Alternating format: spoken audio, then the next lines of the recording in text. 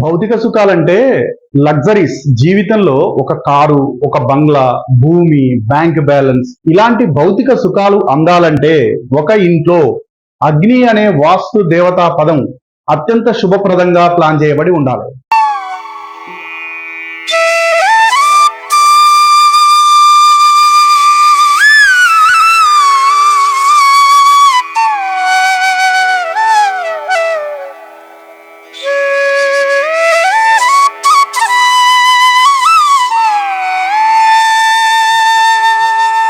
భౌతిక సుఖాలంటే లగ్జరీస్. జీవితంలో ఒక కారు, ఒక బంగ్లా, భూమి, బ్యాంక్ బ్యాలెన్స్ ఇలాంటివన్నీ లగ్జరీస్.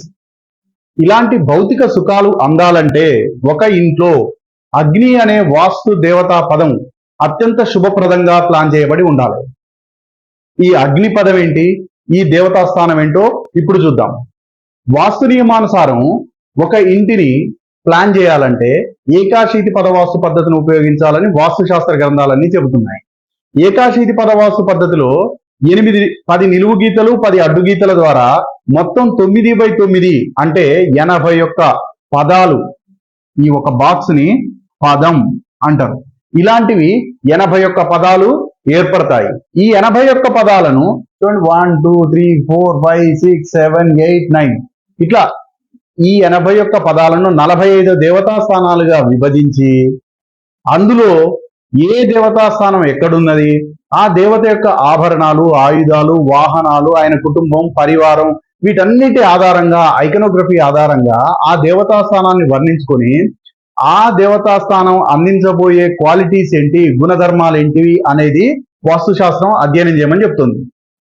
ఈ లెక్కలో మనం 0 degrees నార్త్ ఉండి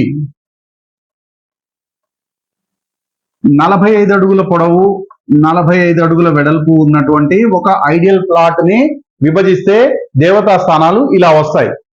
ఇప్పుడు ఈ దేవతా స్థానాల్లో మధ్యలో బ్రహ్మస్థానం, ఆర్యమ, వివస్వాన్, మిత్ర, భూధర్, ఆపు, అపవత్స్, సవిత, సవిత్ర, ఇంద్ర, ఇంద్రజై, రుద్ర, రుద్రజై, శిఖి, పరిజన్య, జయంత, ఇంద్ర, సూర్య, సత్య, బ్రీష్, అంతరిక్ష, అగ్ని, పూష, వితత్, గ్రహచత్, యమ, గంధర్వ, భృంగరాజ్, మృగ, పివారిక, సుగ్రీవ్, పుష్పదంత్, వరుణ్, అసుర్, సోష్, రోగ్, మారుత్, నాగ్, ముఖ్య, బల్లాట్, సోమ్, సర్ప్, దితి, అతిథి మొత్తం కలిపి 45 దేవతా స్థానాలు.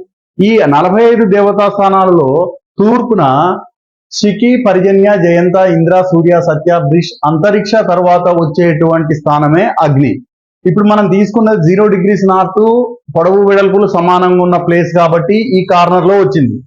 ప్లాట్ యొక్క ఓరియంటేషన్ మారినా, పొడవు వెడల్పులు మారినా అగ్ని యొక్క స్థానం మారుతుంది. దీన్ని జాగ్రత్తగా గుర్తుపెట్టుకోవాలి. 0 degrees నార్త్, పొడవు వెడల్పులు సమానంగా ఉన్నటువంటి ప్లాట్ తీసుకోవడం వల్ల అగ్ని స్థానం ఈ కార్నర్ లో కనబడుతుంది. ఓరియంటేషన్ మారినా, పొడవు వెడల్పులు మారినా అగ్ని యొక్క స్థానం మారే అవకాశం ఉంది. కాబట్టి దాన్ని దృష్టిలో పెట్టుకొని ప్లాన్ చేసుకోవాలి. అయితే ఇప్పుడు అగ్ని స్థానం ఏం చేస్తుంది, అగ్ని మీనింగ్ ఏంటి అనే విషయాన్ని చూద్దాం. అగ్ని స్థానం మారుత్ అని కూడా అంటారు. ఒకే విధమైన నిలకడ వేగంతో వీచేటువంటి గాలి అని అర్థం అగ్ని అంటే. ఇది ప్రాణశక్తి అని కూడా అంటారు. మనిషికి ప్రాణశక్తి ఇచ్చేటువంటి వాయువు అని కూడా అర్థం. కుశాగ్ర బుద్ధి, మనస్సు ప్రశాంతంగా ఉంటాయి. విద్యావంతుడు, ప్రతిభావంతుడై ఉంటాడు. ఎప్పుడు అగ్నిస్థానం అత్యంత శుభప్రదంగా వినియోగించినప్పుడు. అగ్నిస్థానానికి జ్యోతిష్ శాస్త్రం ప్రకారం శుక్రగ్రహం అధిపతి. శుక్రుడు సాంసారిక జీవితానికి, భౌతిక సుఖాలకు అధిపతి. కాబట్టి మనం ఏ రకంగా చూసినా అగ్నిస్థానాన్ని అత్యంత పవిత్రంగా ఉంచుకోవాలి. అగ్నిస్థానం మంచిగా వెల్ ప్లాన్డ్ అయితేనే ఆ వ్యక్తి ప్రతిభావంతుడు, కుశాగ్ర బుద్ధి కలిగిన వాడుగా ఉంటాడు. ఇంకా ఉత్సాహవంతుడుగా, శక్తి నిండిన వాడుగా ఉంటాడు. నెక్స్ట్, అందరు దేవతలు, రాక్షసులు వారి యొక్క ముఖంగా, నోరుగా చెప్పబడింది. అంటే దేవతలకు, రాక్షసులకు అగ్నిస్థానాన్ని నోరుగా, ముఖంగా చెప్పబడింది. అంటే దీని అర్థం ఏంటంటే దేవతలకు కానీ రాక్షసులకు కానీ యజ్ఞ యాగాలు చేసినప్పుడు ఆవాహనం సమర్పిస్తాం. అంటే నెయ్యి, ఆ హోమంలో వేసే పదార్థాలన్నీ కూడా ఆయా దేవతలకు లేదా రాక్షసులకు వారి యొక్క నోట్లో వేసినట్టు అని అర్థం. కాబట్టి అగ్నిస్థానం దేవతలకు రాక్షసులకు నోరుగా భావించబడింది. ఈ విషయాన్ని గుర్తుపెట్టుకోవాలి. మనుష్యుల పాపాలను దూరం చేసేవాడు అగ్నిదేవుడు ఎవరు? మనుషుల యొక్క పాపాలను దూరం చేస్తాడు, ధర్మాన్ని అనుసరిస్తాడు, స్ఫూర్తిదాతగా మార్గనిర్దేశిగా ఉంటాడు, ఐశ్వర్యం, ఆనందం, కీర్తి ఇతనికి ఉంటుంది. ఇతన్ని ప్యూరిఫైయర్ అంటారు. ప్యూరిఫైయర్ అంటే అగ్నిలో ఏం వేసినా ప్యూరిఫై అవుతుంది. కాబట్టి అగ్నిస్థానాన్ని ప్యూరిఫైయర్ గా అభివర్ణించారు. ఒకవేళ అగ్నిస్థానం నెగిటివ్లీ చార్జ్డ్ అయితే, అగ్నిస్థానం దూషితమైతే ఏమవుతుందంట? వ్యక్తి అలసిపోయి కనిపిస్తాడు, అత్యాశాపరుడుగా ఉంటాడు. భౌతిక సుఖాలు ఇవ్వడం పాజిటివ్ అయితే, తనకు అందని దాని కోసం అత్యాశాపరుడుగా ఎప్పుడుంటాడు? అగ్నిస్థానం దూషితమై ఉంటే. అంటే అగ్నిస్థానంలో ఒక టాయిలెట్ ని కట్టి ఉండడం కానీ, లేదా అనీవెన్ గా ఫ్లోర్ ఉండడం కానీ, ఫ్లోర్ పగిలిపోయి ఉండడం కానీ, గోడలు పెచ్చులు బారి ఉండడం, యాంటీ కలర్ వేసి ఉండడం, లేదా భూమిలో శల్య దోషం ఉండడం, ఇవన్నీ కూడా వాస్తు దోషాలే. అగ్నిస్థానాన్ని అత్యంత పవిత్రంగా చేయాలి.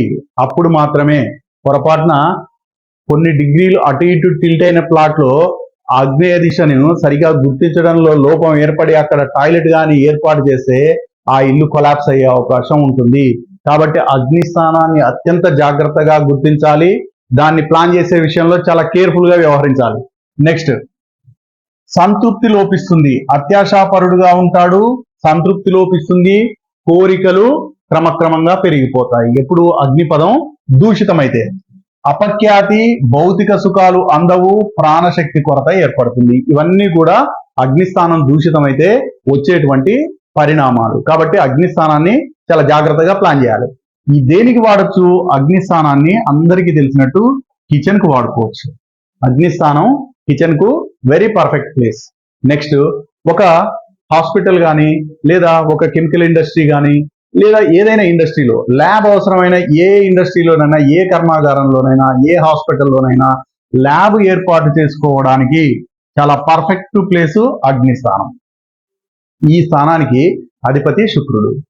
శుక్రుడే భౌతిక సుఖాలను, సాంసారిక సుఖాలను ఇచ్చేవాడు శుక్రుడు. కాబట్టి అగ్నిస్థానాన్ని అత్యంత పవిత్రంగా ప్లాన్ చేయడం వల్ల భౌతిక సుఖాలను పొందగలుగుతాం.